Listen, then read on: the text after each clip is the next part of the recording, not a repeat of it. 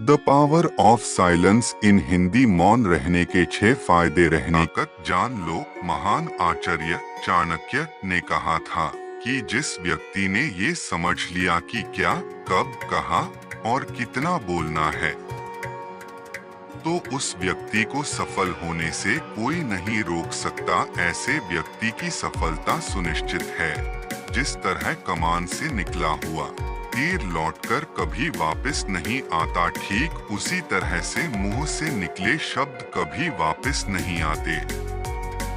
शब्द और भाषा हथियार है, और कमजोरी भी। सही समय पर सही शब्दों के प्रयोग से इंसान परेशानियों से बच सकता है, लेकिन बिना सोचे समझे बोले गए शब्द इंसान की मुसीबत को बढ़ा देते हैं।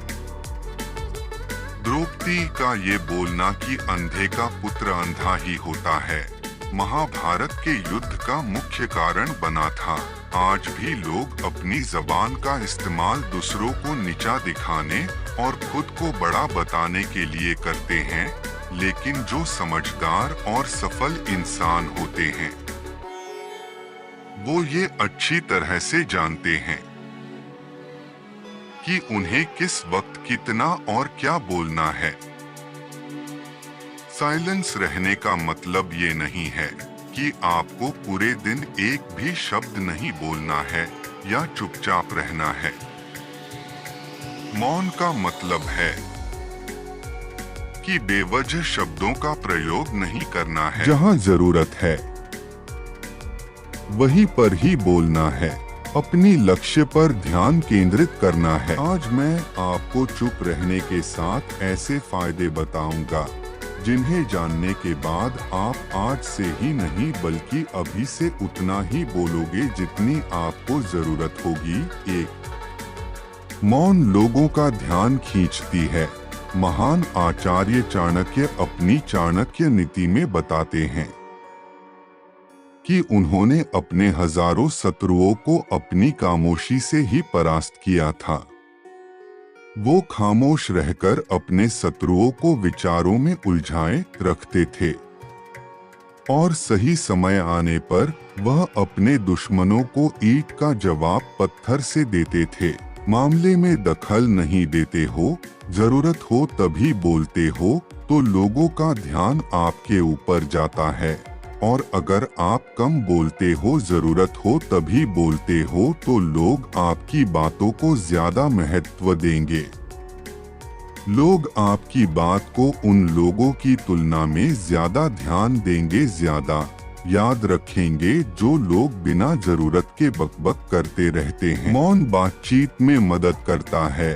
शांत रहना मोल भाव यानी नेगोशिएट करते वक्त आपकी बहुत ज्यादा हेल्प कर सकता है। बातचीत के दौरान जब आप अचानक चुप हो जाते हो और सामने वाले इंसान को जवाब नहीं देते हो, तो ये खामोशी उस दूसरे इंसान को ये सोचने पर मजबूर कर देती है कि आखिर आप क्या सोच रहे हैं। तो फिर इसी चीज का आपको फायदा उठाना है। सामने वाले को ये सोचने दे कि आप क्या सोच रहे हैं। मान लो आप कोई डील फाइनल कर रहे हो, ये सामने वाले पार्टी को जल्दी से यस या फिर नो कहकर जवाब मत दो। कुछ सेकंड का पोज लो। आपकी ये चुप्पी सामने वाले इंसान को परेशान करेगी और वो सामने वाला इंसान बोलकर आपकी इस खामोशी को भरना चाहेगा। उनको सारी बातें बोलने दे जिससे आपको बातचीत आगे बढ़ाने में मदद मिलेगी और आपका साइड बातचीत के दौरान ज्यादा भारी रहेगा। मौन आपको विश्वास बनाने में मदद करता है। अगर आप एक मजबूत रिलेशनशिप बिल्ड करना चाहते हो तो उससे पहले आपको ट्रस्ट यानी विश्वास बिल्ड करना होगा, और विश्वास तभी बिल्ड होगा जब आप सामने वाले इंसान की बातों को ध्यान से सुनोगे। यानी बातचीत के दौरान बोलोगे कम और सुनोगे ज्यादा। ऐसा करने से दूसरे इंसान को लगेगा कि आप एक अच्छे इंसान हो, सामने वाले की बात को अच्छे से सुनते हो, किसी को भी नजरअंदाज नहीं करते हो, और तभी तो वो आपके बातों को अच्छे से सुनेगा और ट्रस्ट बिल्ड हो। उत्तर प्राप्त करें।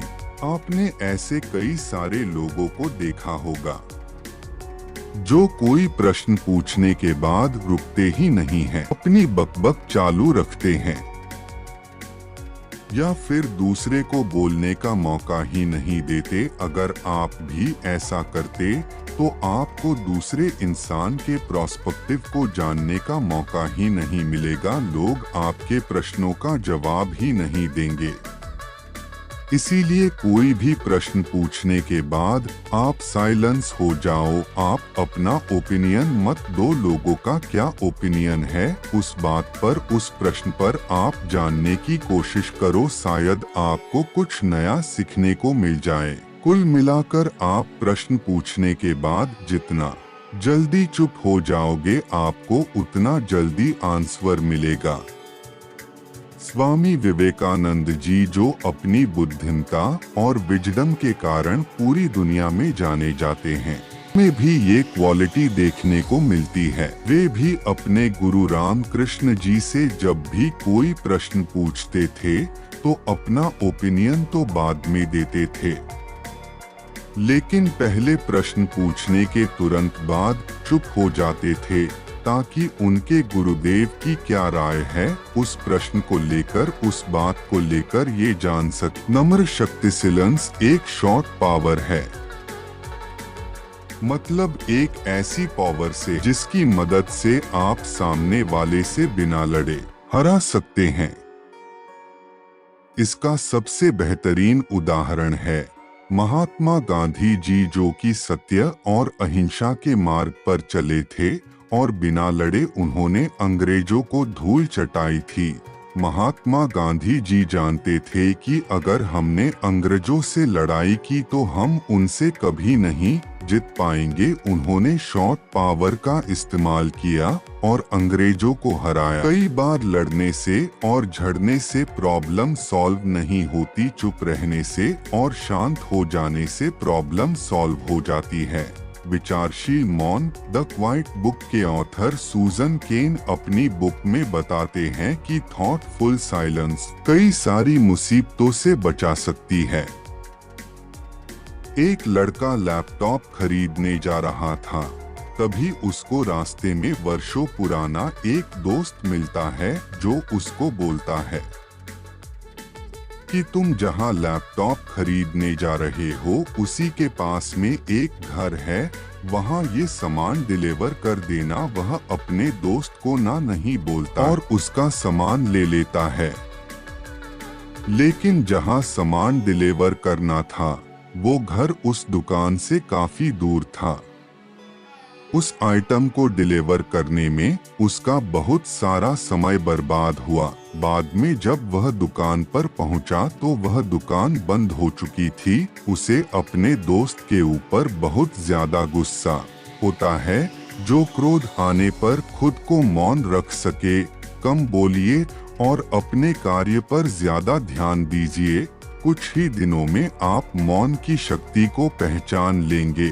कुछ लोग मौन रहकर भी सब कह देते हैं, कुछ लोग सब बोलकर भी कुछ नहीं कह पाते हैं। यदि कहने के लिए कुछ अच्छा नहीं तो चुप रहना ही एक अच्छा विकल्प है। हम चुप रहे तो ही अच्छा है। कुछ बोलते हैं तो लोग बुरा मान जाते हैं। बोलकर सारा संदेह खत्म कर देने से अच्छा है चुप रहकर बेवकूफ समझा जा